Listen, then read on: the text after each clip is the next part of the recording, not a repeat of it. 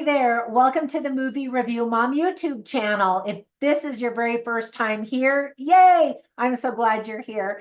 My goal is to give you the heads up on filmmaking quality and content so that you can decide whether or not you want to spend time or money or both sometimes watching a particular film. And if you're a subscriber, yay, welcome back. I really appreciate your support. And as you know, I reply to every comment. So keep those comments coming down below. I love hearing what you have to say about these films.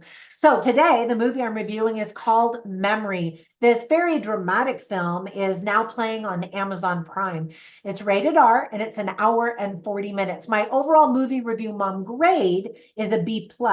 So let me give you an overview in a nutshell, and then I'll point out things I liked, things I didn't like, tips for parents, themes worth talking about, funny lines, interesting lines, and recommendations for other films that are sort of similar that you might also really like. All right, so here we go. In a nutshell, the story is about Sylvia, a social worker who leads a very simple, structured life, and everything gets blown open when Saul, a man that she used to know, follows her home from their high school reunion. Their surprise encounter will profoundly impact both of them as they open the door to the past and relive memories. Thus, the title of the movie. The film has already been nominated for several film festival awards, including Best Lead Performance by Jessica Chastain, who's fantastic, of course, Best Film, and Best Actor for Peter Sarsgaard. He was fantastic as well. The movie was written and directed by Michael Franco, or Michel Franco is how his name is spelled. It became a fan favorite at the Venice Film Festival in 2023 and is now available for everybody to watch. So quick tips for parents. I think kids are going to be very bored. It's adults talking 100% of the movie, really.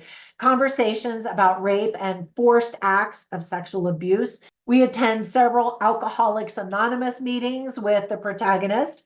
We see full frontal nudity of a man twice, although not everything is shown due to some shading and other things, but it happens, and that's rare. Usually it's the topless women. However, we do see partial nudity from the side of a woman in a bathtub on the top. Her arm is mostly covering stuff. And then an unmarried couple tumbles around in bed. We know what's happening, so it's not appropriate for children to watch this film.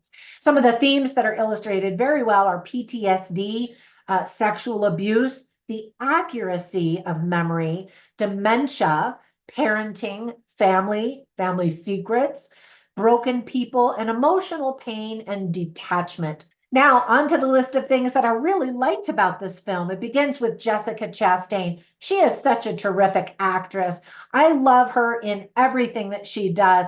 She is believable as an everyday woman, which is what she plays in this film, but she's also believable as a glamour queen in some of the films that she's done as well. Equally as fantastic, as I mentioned, is Peter Sarsgaard. And they're really why you want to watch this movie. These two excellent actors just dig in deep and offer tremendous performances that we can sink our teeth into as we watch these characters go through the events of the film. The story. The title is intriguing and refers to both of the main characters who experience different challenges with their memories. One of them has dementia and is losing his memory, and the other definitely remembers, and they are causing her great anxiety of things that happened in the past. The movie poster is also intriguing. I instantly wanted to know about these two people in the bathtub. There are a couple of interesting plot twists that I did not see coming. I hadn't watched the trailer, and I usually don't. And oftentimes I don't even read anything about the movie. I saw Jessica Chastain and Sarsgaard were both going to be in this movie. So they had me at the two leading actors, honestly. And I really didn't know what was going to happen. And I kind of like that. I like the unveiling of a new film to find out what's happening without having preconceived notions, but whatever. I used to work for a marketing company where I watched the trailers and I would write notes. I would go into the theaters and I would write down the reactions that the theater had, that the audience had, which was super fun. And so then when I would see the movie, I had certain expectations. But so now it's just kind of the complete opposite. Anyway, back to the movie. The gray color palette that covers the entire movie kind of reminds us, or at least for me, that that's how our memories are as they fade and get fuzzy. And I thought that that was really effective. I love it when a director really thinks about how he or she wants to film, specifically with a color palette and the message that can be shared through the color choices. I think the story ultimately is very touching, extremely intimate, and it might even be a little too much for people that either are experiencing these things in their life with family members or their own selves. So just a heads up on that content. Now, to the list of things that I didn't like, that list is very short. Actually, I only thought of two things. One is that it starts out very slowly and it moves along at a snail's pace. Honestly, some viewers may just wonder, when is something going to happen? And it feels like every day because these people are living their everyday lives. And some things happen, but they're not like big things. Well, they are in the lives of the people, but it's really a character study of these two individuals. So if you're not really into character study type of movies that take their time, then this movie may not be for you. If you're looking for action and that kind of thing, there's no action. And then the end just kind of ends. And that's how some of these character study movies are, often in an ambiguous way. And you have to decide how you think the movie would really end. And I like that. I love the ambiguity. And I think that offers great fodder for conversation when you watch this movie with people. You know, how would you have chosen to end the movie if you were the writer or the director? I love conversations like that. Comment down below. Let me know what you think.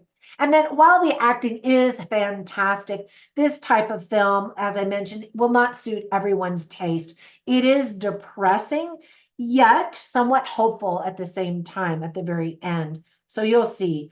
Now, I always write down funny lines and interesting lines simply so I can share them with you, so you get a taste for the dialogue. But when I went back and looked at my notes, I didn't write anything for funny. This is a drama. It's very serious.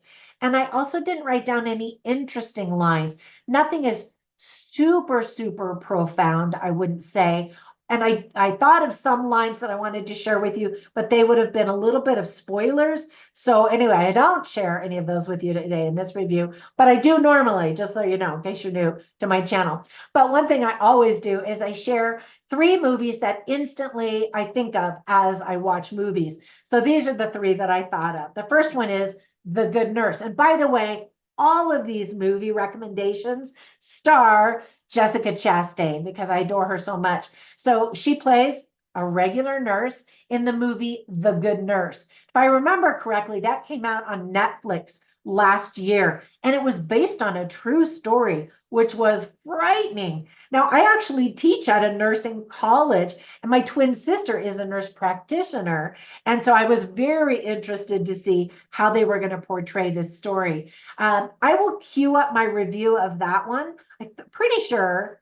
Yeah, I'm pretty sure I did a review of that one. I'll queue that one up so you can watch that as soon as you finish watching this one, in case you're intrigued. Anyway, it was very well done and alarming.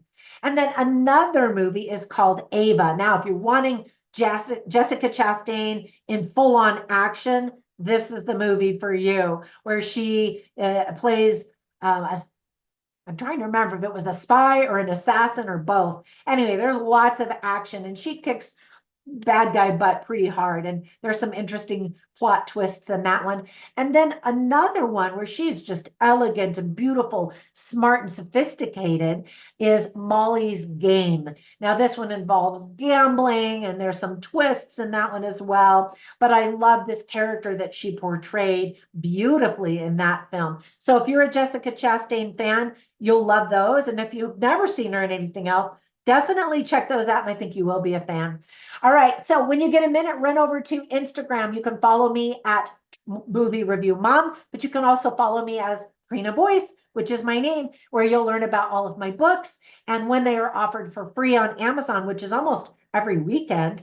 And you'll also see information about my online courses, my products, and other silly stuff. Anyway, have a fantastic day. Thanks for spending a few minutes with me, and I'll catch you in the next one. Bye for now.